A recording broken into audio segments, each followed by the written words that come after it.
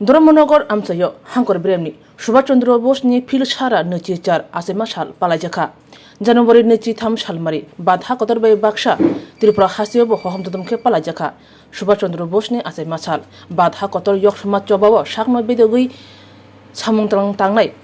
That is Subhachandra Bosni, Phil Shara Nuchi Char Asema Shal. Belekino Hom to Dumke Palajaman Nusaka. North Hankor Tripura, Hankor Bremni.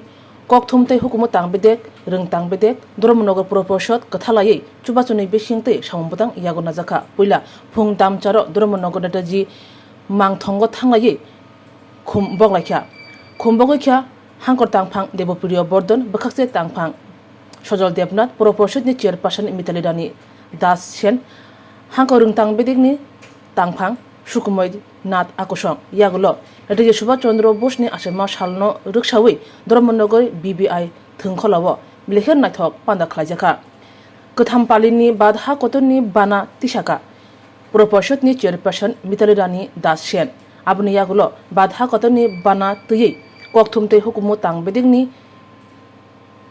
Resap Krung Shakrung Rok Naithok Mangpli Phunuka Badha Kotoni Shenkrak Hunjangnai Eta Subhachandra Bosni Langmano Tino Joto Kok Shawiknarka Manjangnai Nograi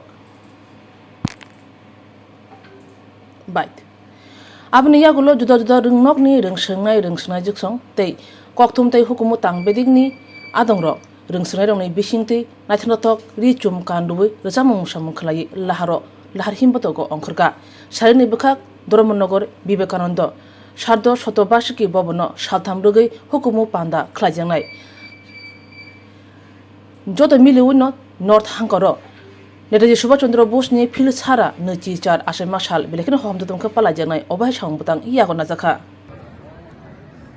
আমরা 128তম জন্মজয়ন্তী পালন করছি এবং এই 128তম জন্মজয়ন্তী দিবসকে একসাথে আমরা পরাক্রম দিবস হিসেবে পালন করে থাকি 2021-এ ভারতের বর্তমান প্রধানমন্ত্রী শ্রী নরেন্দ্র মোদী জি এই নেতাজি জন্মজয়ন্তী দিবসকে ঘোষণা দেন পরাক্রম দিবস হিসেবে নেতাজি ছোটবেলা থেকেই উনি বিশ্বাস ছিল নেতাজি মেধাবী ছাত্র ছিলেন আর আমারও সবসময় আমরা বলি মেধাবী ছাত্রদের দায়িত্ব শুধু বইমুখী হয়ে থাকা না দেশ দুনিয়া সম্পর্কে উদাসীন থাকা না ভালো ছাত্র মেধাবী ছাত্র তাদের দায়িত্ব থাকে অনেক বিশাল তাদের নিজের পাশাপাশি সমাজের প্রতি তাদের লক্ষ্য রাখতে হয় এবং ছোটবেলা থেকেই নেতাজির মধ্যে এই দিকটি ছিল একটু আগে আমাদের নেতাজি মূর্তির সামনে মাল্যদান করে হয়েছে সেখানে আমরা জানতে পেরেছি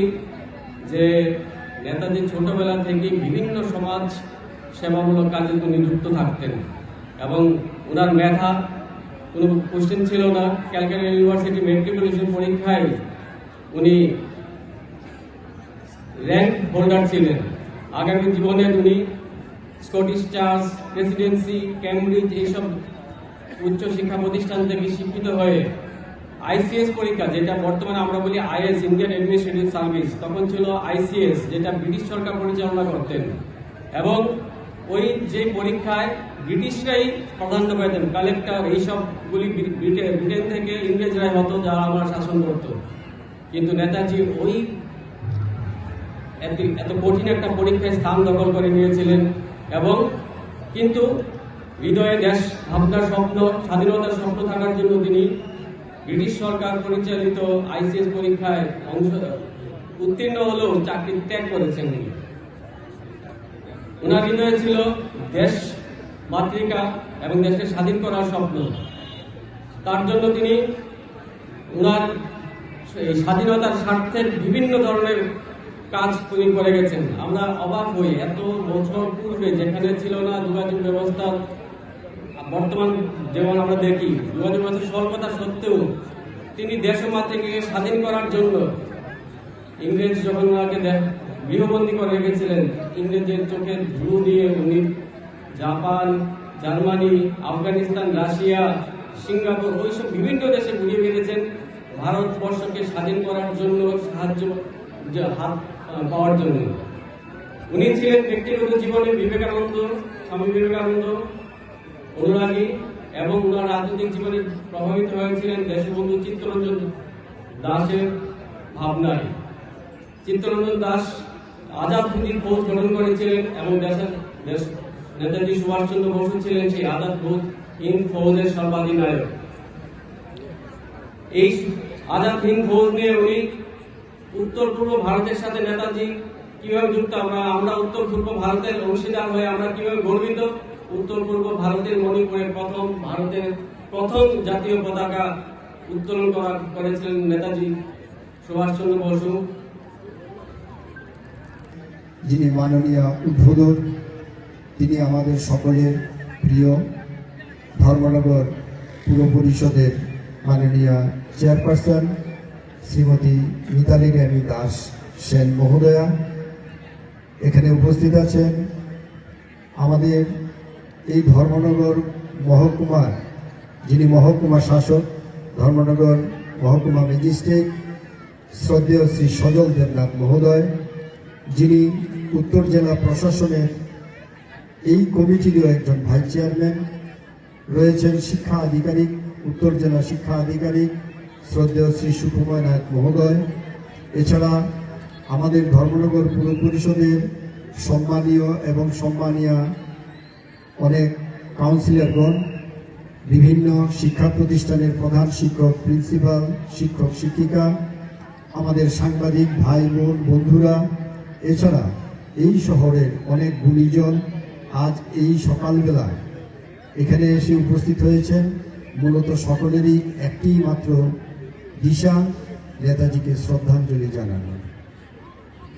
আপনারা আর্তের সেবায় যে কোনো যদি মহামারী হতো সেই সমস্ত জায়গায় স্কুলে থাকাকালীনই উনি প্রেরণা পেয়েছিলেন ওনার শিক্ষক মহাশয়ের কাছ থেকে, ওনার যিনি হেডমাস্টার ছিলেন, প্রিন্সিপাল ছিলেন, ওনার কাছ থেকে, যাতে আর্তের সেবায় বিভিন্ন যারা মহামারী যেখানে হতো সেখানে উনি ছুটে যেতেন, সেবা করতেন ওনাদের স্কুলে। তারপর যখন দেখা যায় বিভিন্ন তখন স্বাধীনতা সংগ্রামের সময় তখন উনি বাবার ইচ্ছায় যদিও উনি আইসিএস পরীক্ষা দিয়েছিলেন, তখনের সময়ে সেটা খুবই কঠিন ছিল। এখন যেটাকে আমরা অ্যাডমিনিস্ট্রেটিভ সার্ভিস বলি, আগে আইসিএস ছিল।